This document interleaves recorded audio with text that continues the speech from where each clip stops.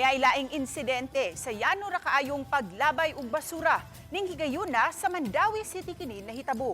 Nakuhaan og video ang usa ka lalaki nga milabay sa sapa sa sako-sakong basura. Ang detalye sa report ni Nico Sereno. Sa kuha sa Mandawi City Command Center niadtong Lunes sa buntag, makita ang paglakaw nining lalaki dala ang usa ka heavy-duty pushcart. Mihunong sa taytayan sa may A. Soriano Avenue.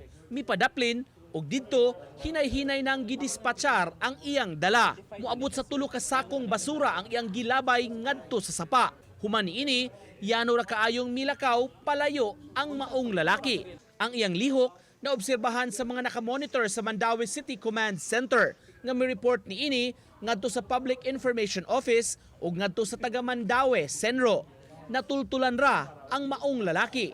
Suppose na interview na sa Maxero by 11 sa morning na prehan nila dito sa Merkado Mandawi, which is ang ilang description is kanang may problema sa pag-isip. So duda nila murag isugo or sugo-sugoon inana naraman merkado magpaglabang. So nagisulti nga name ngadto nga nagsugo. Tungod sa kondisyon sa maong lalaki, gingong wala na lang ihinayon ang pag-issue kaniya og citation.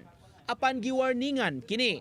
Subay niini, mipahimangno ang City Hall sa mga tao, likayan gyud ang maong practice nga magpasagad og labay sa basura aron dili ma-apprehend og matikitan.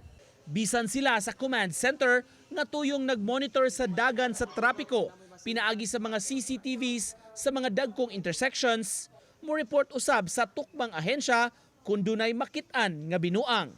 Part sa command center dila kay incident or traffic may monitor mismo kanang mga inana nga illegal activities pa-monitor sa mga.